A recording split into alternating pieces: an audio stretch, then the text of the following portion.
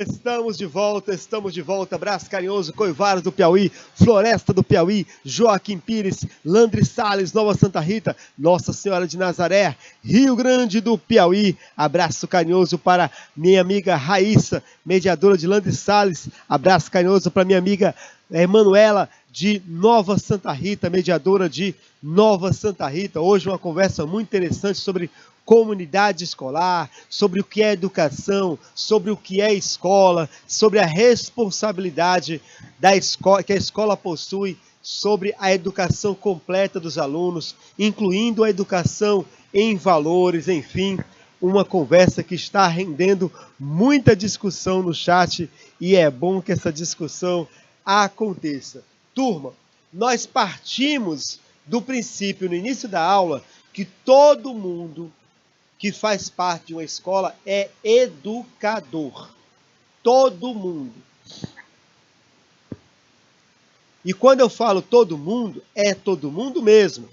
Por exemplo, os colaboradores. Nós agora há pouco conversamos sobre o diretor, o gestor e o coordenador pedagógico. São profissionais da escola. Trabalham na escola, não estão em sala de aula, mas contribuem e muito para que o processo pedagógico funcione. Agora olhemos para os colaboradores. Quem são os colaboradores? É a cozinheira da escola, que cuida da refeição. É, por exemplo, o porteiro da escola. É o auxiliar de serviços gerais. São pessoas que não estão na administração da escola, de nenhum processo pedagógico, não estão em sala de aula, mas são fundamentais para a escola e, por estarem em contato com os alunos, são educadores. Você, desculpa a expressão, tá bom? Você, a tia da cozinha que está me assistindo agora, você é tão importante na educação dos alunos quanto o professor de geografia da escola. Ele é importante para a mediação, o ensino de geografia, mas a sua missão de educadora é tão importante quanto a dele. Você, o porteiro da escola que está me acompanhando, você é o cartão de apresentação da escola. Como é bom chegar numa escola e ser bem recebido pelo porteiro. Como é bom você receber um bom dia, seja bem-vindo, seja bem-vinda, do porteiro da escola. A primeira impressão é a que fica. Você é fundamental para a imagem da escola. Mas vamos falar dos colaboradores como um todo. A secretaria, a tesouraria, a biblioteca, recepção, telefonia, portaria, assistência a alunos, enfermaria, manutenção, conservação, limpeza, todos são educadores. Não estão na sala de aula, mas são educadores, tá bem? Devem ser considerados educadores. Incluindo, mais uma vez aqui, olha só a fotografia, desculpa a expressão, a tia da cozinha, a tia do refeitório. Ela é uma educadora de valores. Ela vai ensinar os alunos a respeitarem uma fila, vai ensinar aos alunos a partilha, vai ensinar aos alunos o respeito, o obrigado, o de nada, percebe? Mas vem comigo acompanhando a aula, olha só. Colaborador de uma escola implica em muita coisa. Eu aqui selecionei 3 implicações.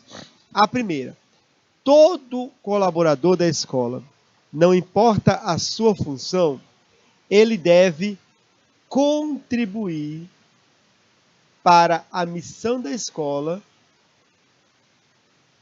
executando bem o seu cargo e função. toda função, todo cargo na escola é importantíssimo para o funcionamento da escola. E não importa qual seja o seu cargo, ele é fundamental. Já imaginou se as salas de aulas não são limpas, por exemplo, ao término de um turno escolar? O processo educativo no outro turno fica prejudicado, com uma sala suja e desorganizada. Entra em campo o pessoal da manutenção, conservação e limpeza, que tornam o ambiente físico propício para o ato educativo. Propício. Porque você chega na sala, está aquela sala limpa, organizada, você sente você se sente bem, se sente à vontade. Segundo, todo colaborador, não importa o seu cargo, não importa a sua função, ele deve planejar e executar suas atribuições com rigor e com zelo. Dê sempre o seu melhor. Não importa aquilo que você faça, dê sempre o seu melhor. Você deve organizar e manter organizados os ambientes, os equipamentos, recursos e materiais, ou seja, tudo que estiver sob sua responsabilidade. E então, Coivaras do Piauí, Floresta do Piauí, Joaquim Pires, Landry Salles, Nova Santa Rita, Nossa Senhora de Nazaré, Rio Grande do Piauí, minha amiga Patrícia Santos, bom dia. Como são os colaboradores da sua escola? Eles se sentem educadores e vocês respeitam a cada um e cada uma como educadores?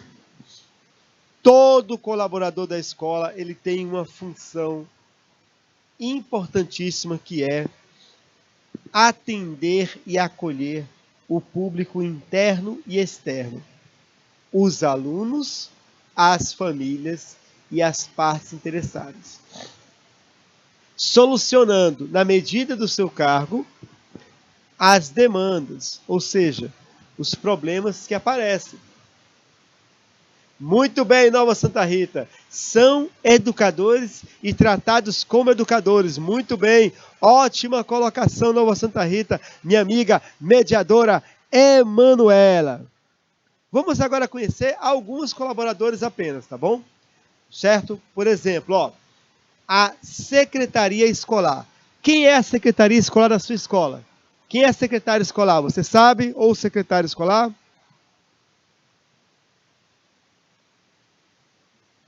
Quem é a secretária ou secretário escolar da sua escola? Coloca o nome aí. Vamos ver se lembra. Olha, turma.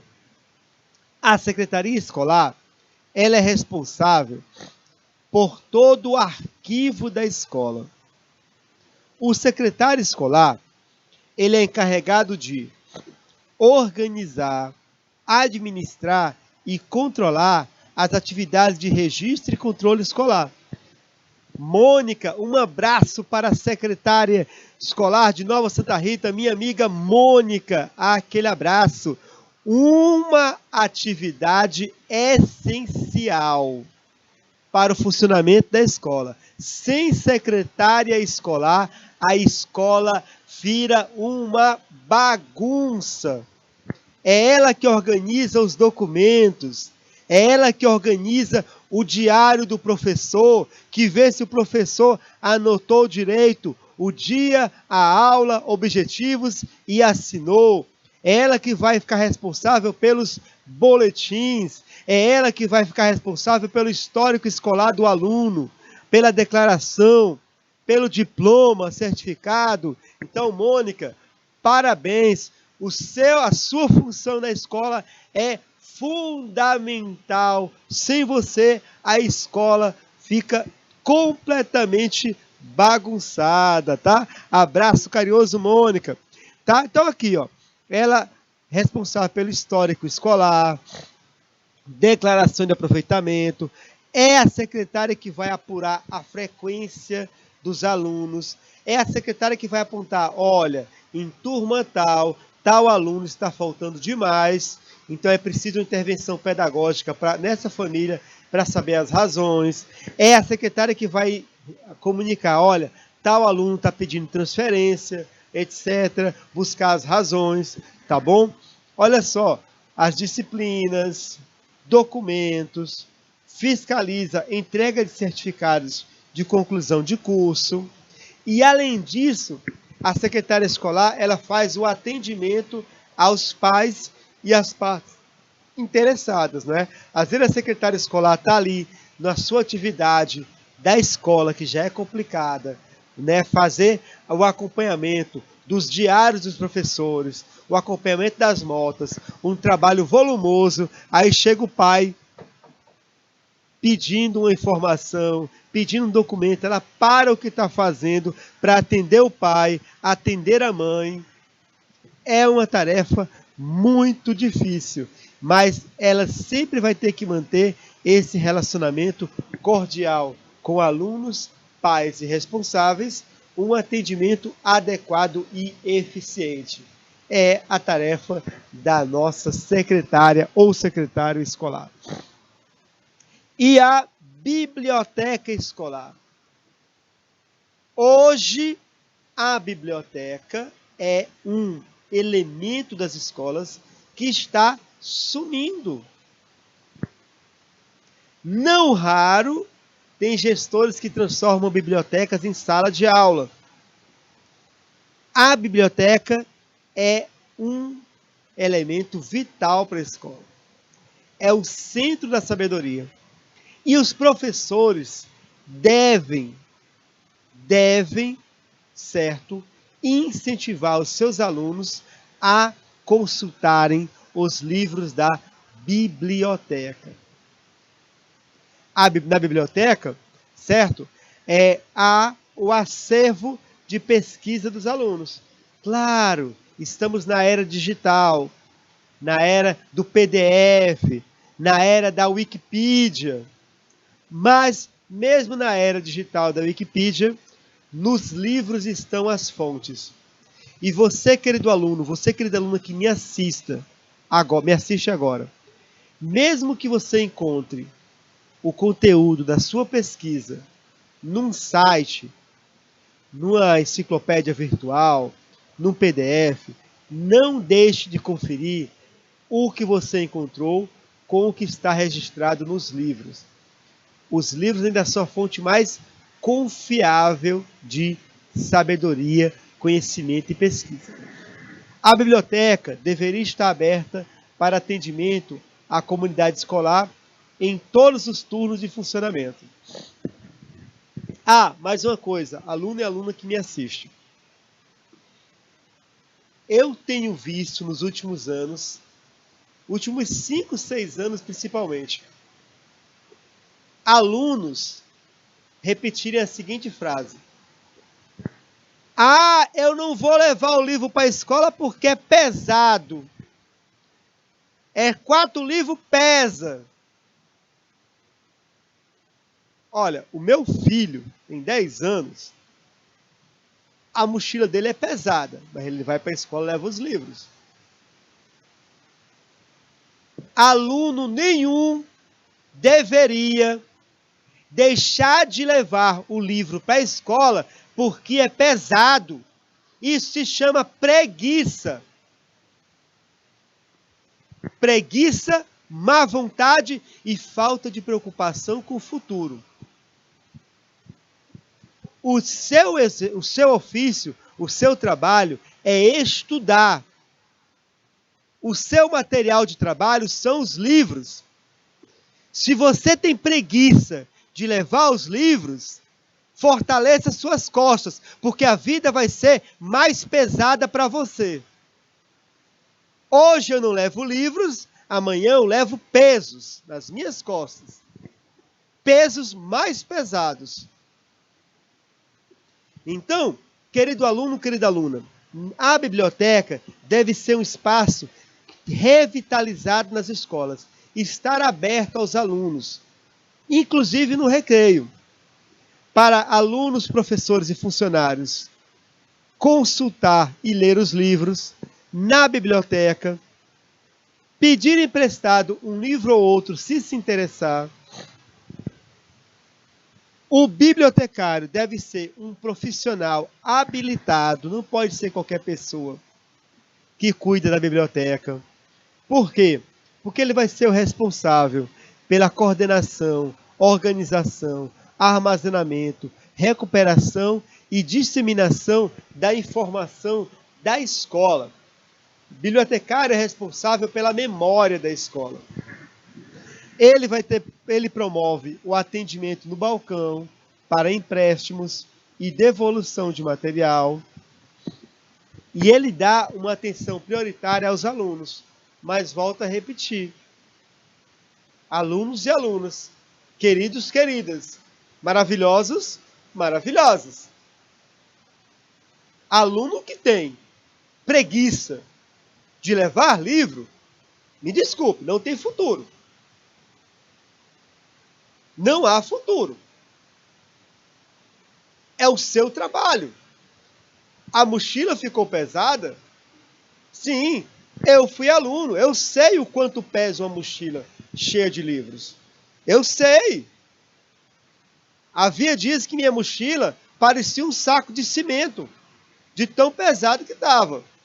E eu pegava um trem lotado 5h30 da manhã para ir para o colégio. Além da mochila pesada, né, eu ainda tinha que arrumar espaço no trem para poder ir para a escola.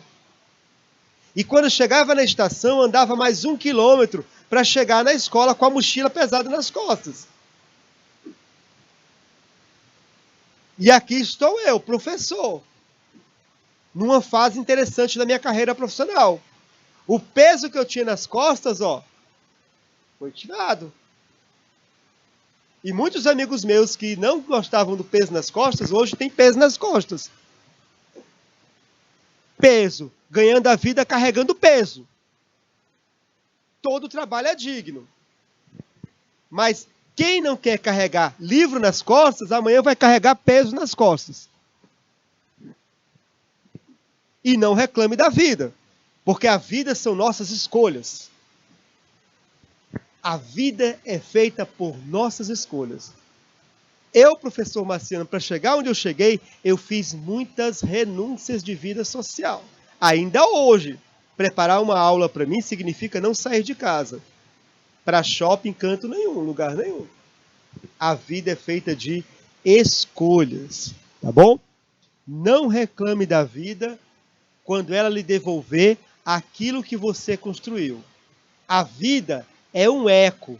Se você não gosta do que está recebendo, preste atenção no que você está emitindo.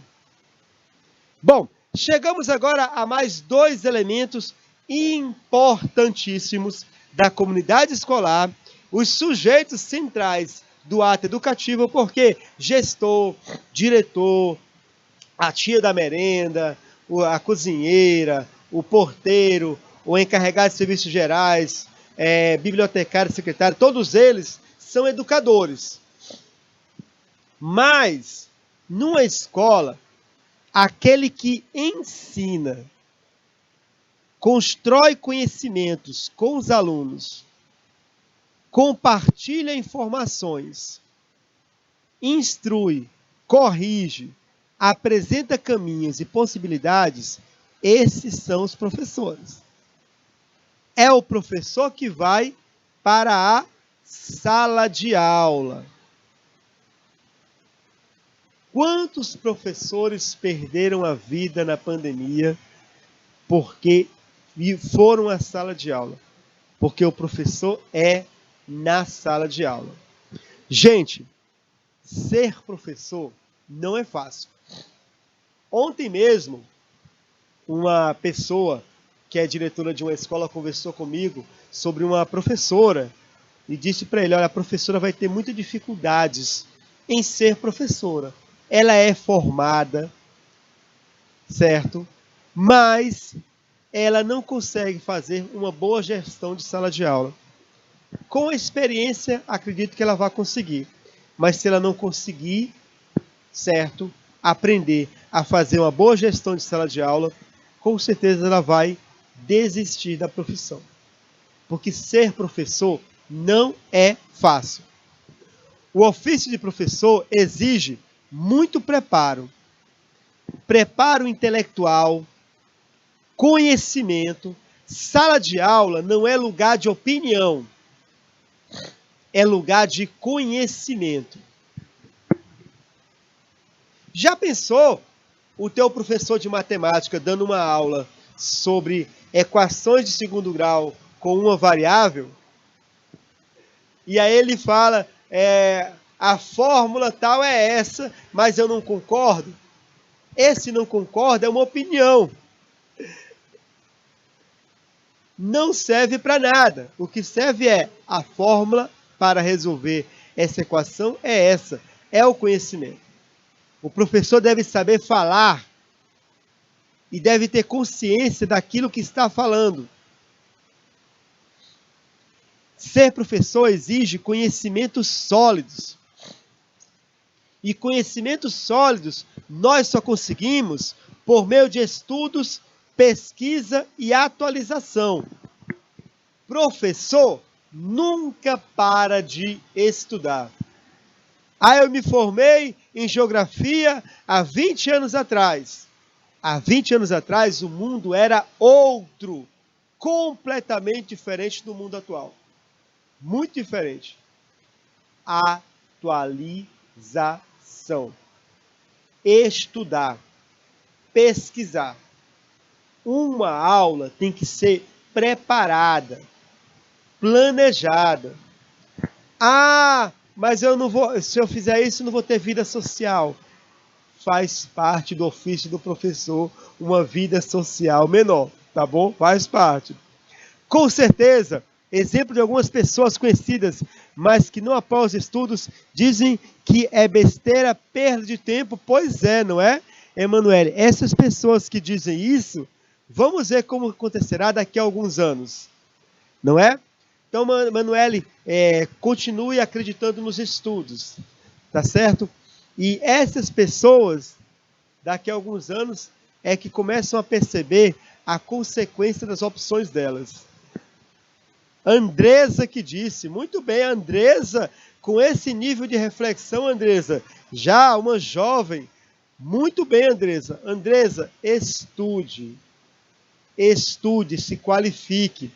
Até porque, Andresa, você assistiu aquela nossa aula sobre o mundo do trabalho. E esse mundo do trabalho digital, ele não é tão simples como alguns pensam. A tecnologia vai exigir profissionais muito competentes. E a tendência é poucas pessoas recebendo bem e muitas pessoas fora do mercado de trabalho, porque são inúteis. Serão consideradas inúteis, uma nova classe social, a classe dos inúteis. Porque não se qualificaram. Então, parabéns, Andressa, por sua reflexão. Reflexão é essa: estudar para me colocar bem no mercado de trabalho. Ora, eu fui sábado ao shopping, aqui em Teresina.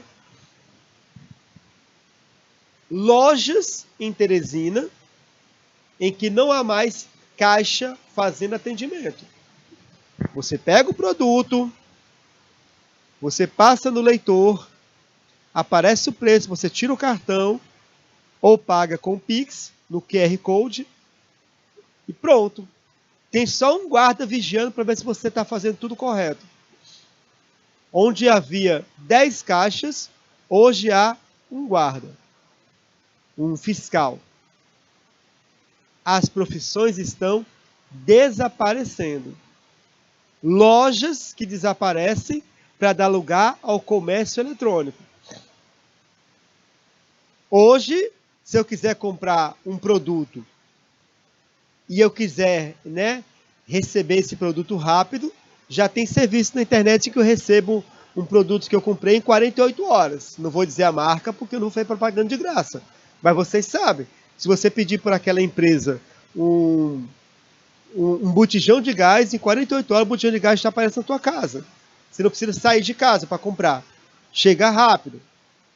Eu não preciso ir para o centro da cidade, para uma loja física, caminhar, sendo que em 48 horas eu posso receber o que eu quero, na minha casa. Então, muita atenção ao movimento que está acontecendo. E Andressa, muito bem colocado. O estudo é fundamental, tá bom? Para professor também.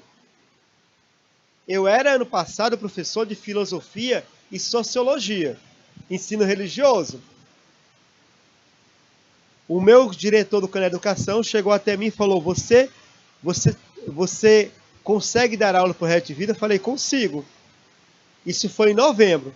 Ele falou isso um dia, no outro dia, sabe o que eu fiz? Eu fui a uma biblioteca, procurei livros, na internet, procurei material científico de universidade, livros digitais, e eu passei todo dezembro, janeiro, estudando o projeto de vida. E me tornei um excelente professor. Atualizei-me. Continuando. Estudantes, que são vocês, não é? Turma, os estudantes são aqueles que assumem o estudo como trabalho. No estudo, tornam-se estudantes. O estudo é o teu ofício, o teu trabalho, a tua profissão. Por isso que eu falei dos livros. Se teu trabalho é ser estudante, o livro é um instrumento do teu trabalho. Já imaginou um cirurgião que esquece o bisturi em casa? Um aluno não esquece um livro em casa. Mas, lembra daquela figura que eu coloquei agora há pouco? Sobre... Aqui, deixa eu colocar.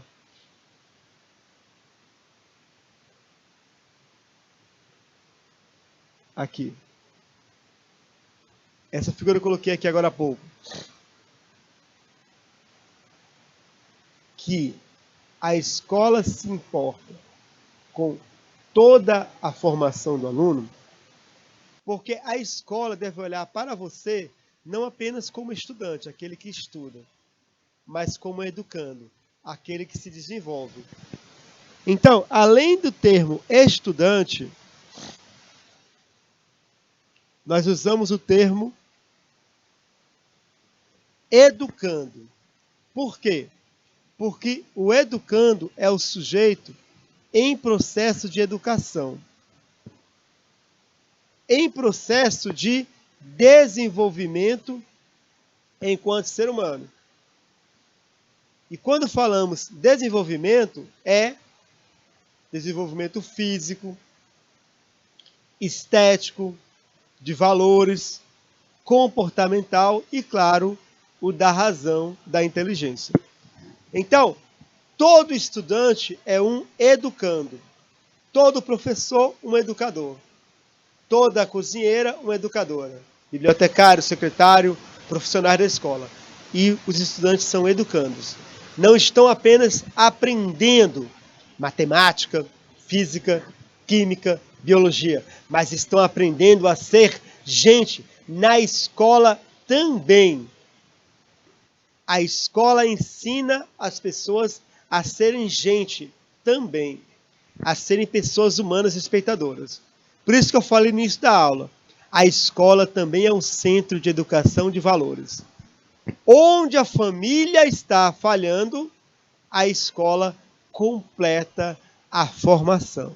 Faz parte do nosso ofício de educadores. Isso mesmo, aprendizado nunca é demais, pessoal de Nova Santa Rita. A Andressa, muito bem, Andressa. Nunca é demais o aprendizado, Andressa. Nunca é demais. Eu não me arrependo, eu, professor Marciano, eu não me arrependo de nenhuma festa que eu deixei de ir para ficar em casa estudando. Eu não arrependo, eu sou de Fortaleza, não arrependo de nenhuma ida à praia que eu deixei de ir para ficar em casa lendo. Não me arrependo. Não me arrependo de nenhuma situação em que eu fiquei em casa estudando em vez de ir para um ou outro lugar. Porque hoje eu estou colhendo os frutos das minhas decisões enquanto jovem. Estou colhendo. E não são frutos amargos, não. São frutos doces que eu estou colhendo hoje. Tá bem? Então, não se arrependam, né? Não tenham medo de optar pelos estudos. Não tenham medo. Depois falem comigo daqui a 15 anos como estarão bem de vida. Tá certo? Turma, famílias e partes interessadas fazem parte da comunidade escolar. As famílias devem ser parceiras no processo educativo. É importante que a família esteja presente na escola, acompanhe as atividades do filho, motive os filhos para o estudo e fale com o filho sobre projeto de vida. É importante que a escola mantenha canais de comunicação com as famílias. É importantíssimo. Família e escola não devem ser inimigas, devem ser parceiras. Como colocou o pessoal de Nova Santa Rita, não é? A minha amiga Emanuele, há 1 hora atrás. Fica mais difícil a escola educar se os pais ensinam errado, coisas erradas, coisas podres. Fica mais difícil. Ela colocou basicamente isso. Se uma criança chega à escola cheia de preconceitos, cheia de posições, né, contrárias aos direitos humanos, o trabalho da escola é mais complicado. É por isso que deve ser uma parceria, tá bom? E o que são partes interessadas, professor?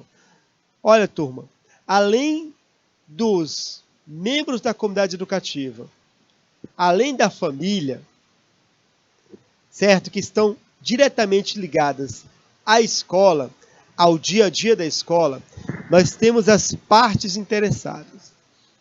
São todos os elementos que afetam ou são afetados pela escola. Por exemplo, o poder público, o prefeito, secretário, secretária, técnicos, vereadores. O poder público, ele é afetado pelo que acontece na escola. É na escola que se formam potencialmente novos líderes.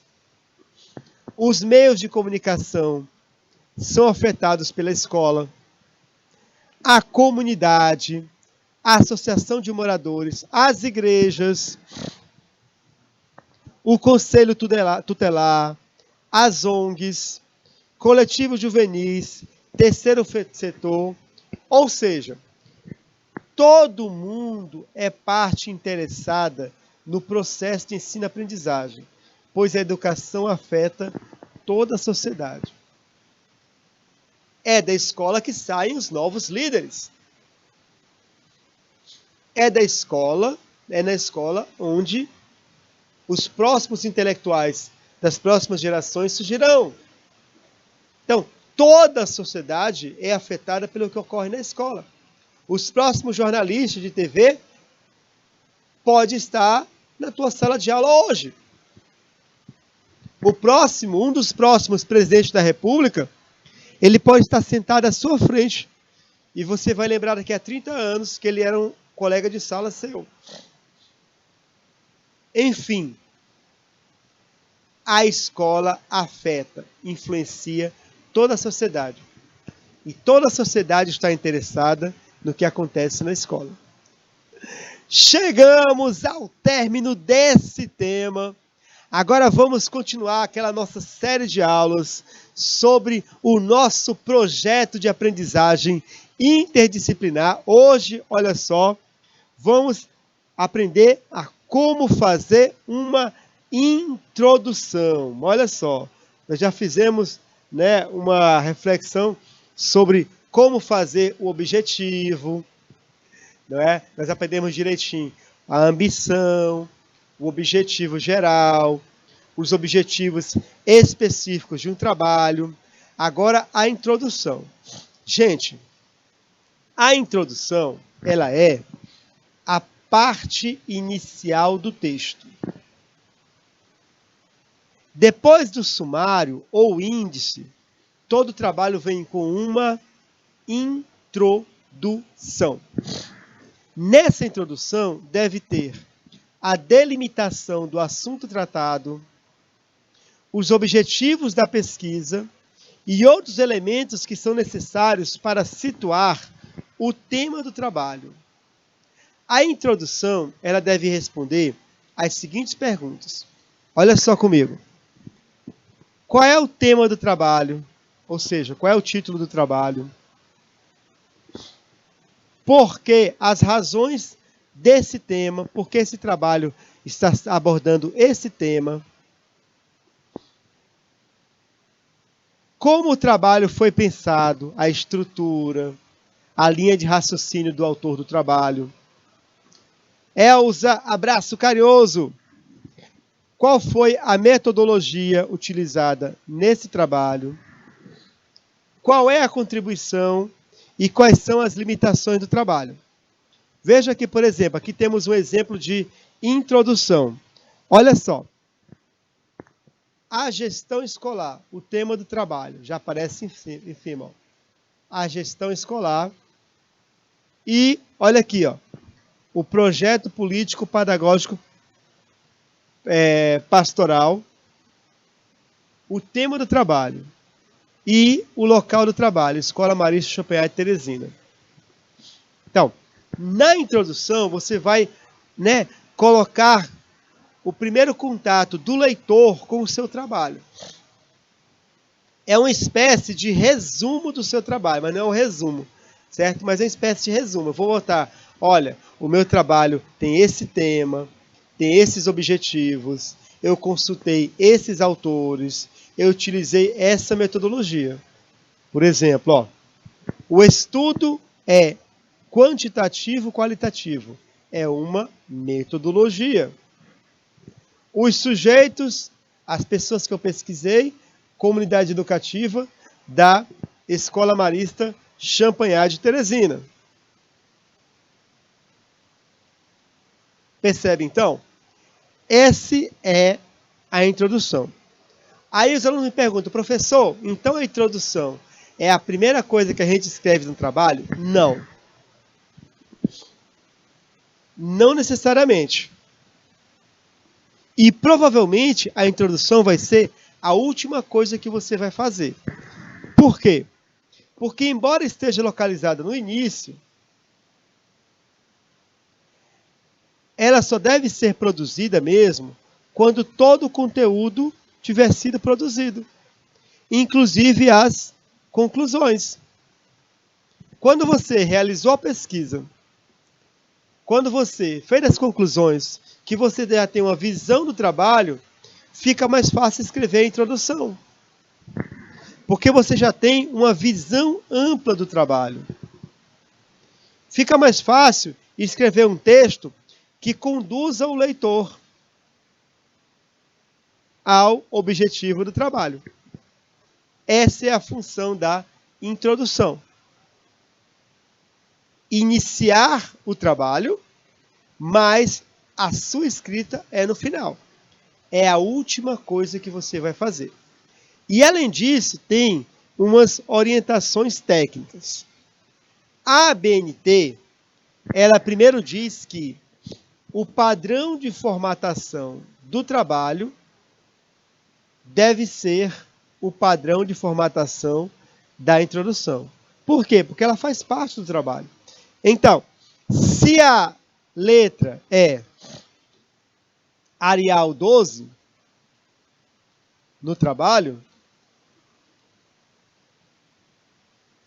a letra da introdução deve ser Arial 12. Se o espaço entre linhas é 1,5 no trabalho inteiro, o espaço entre linhas na introdução, 1,5. Se a margem do parágrafo é de se a margem do trabalho é de 1,25 do parágrafo, na introdução a mesma. Se as margens da página 3,2, 3,2 são assim no trabalho, na introdução é a mesma. Além de outras orientações, como Uma introdução, uma boa introdução, tem em torno de 10 parágrafos. Uma boa introdução, ela apresenta o tema do trabalho, ó. Projeto político pastoral pedagógico. Uma boa introdução apresenta o problema da pesquisa, o que é que está inquietando o pesquisador, que o levou a pesquisar. Deve apresentar os objetivos e explicar a metodologia que foi utilizada em toda a pesquisa. Bom dia, Sônia Souza. Bom dia, Carolina Nascimento. Abraço carinhoso. O professor assistente vai responder a sua pergunta, tá bom? Abraço carinhoso, querida. Mas vamos agora para nossas atividades, encerrando a nossa aula com chave de ouro. Vamos ver se aprenderam, tá bom? Temos 3 minutos, pelo menos uma dá para fazer. Olha só, primeira, sobre as atribuições do gestor escolar, do gestor, ó, assinale V ou F. Então vamos lá. Vamos ver se aprenderam, tá bom? Você coloca V ou coloca F. Vamos lá. Número 1. Cumprir e fazer cumprir a Constituição Federal. Isso mesmo. Todo gestor deve obedecer à Constituição Federal. Correto. O Estatuto da Criança e do Adolescente. Perfeito. Todo gestor diretor tem que estar ciente e obedecer o Estatuto da Criança e Adolescente. Lei de Base da Educação. Perfeito. E outras leis que se apliquem ao processo de ensino-aprendizagem. Muito bem. Todo gestor, todo diretor, ele deve agir dentro da lei, dentro das leis. Perfeito, aqui é verdadeiro. Vamos para a segunda. Tomar e negociar decisões fundamentando-as na intuição e no bom senso. Falso. Tá bom? As decisões são técnicas e devem ser fundamentadas no conhecimento técnico pedagógico. Nenhum diretor toma uma decisão na intuição. Deu vontade de expulsar, vou expulsar o aluno. Não, tá certo? A decisão é técnica, porque ele é um técnico. Vamos lá. Terceira linha. Olha só, Nova Santa Rita colocou FVF. Vamos lá. Interagir com a comunidade educacional, familiares, educandos, meios de comunicação e demais segmentos da sociedade, de forma a estar constantemente atualizado com suas expectativas e necessidades. Verdadeiro. É função do diretor. Então, olha só, Nova Santa Rita colocou VFV, ó. Nova Santa Rita.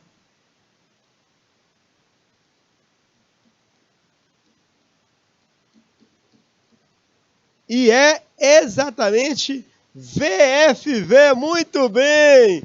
Para você que acertou, aquele 10 com louvor. Maravilha, maravilha. Coisa linda, coisa bela. Obrigado, Elza. Obrigado, querida. Salve, salve. Abraço carinhoso. Algumas questões vão ficar para casa.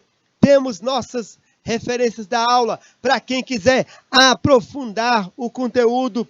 Hoje conversamos sobre comunidade educativa, pessoas que participam do processo de ensino-aprendizagem, professores, alunos, diretor, vice-diretor, coordenador pedagógico, secretário, bibliotecário, os profissionais da escola, a família, parceira da escola e as partes interessadas no processo escolar.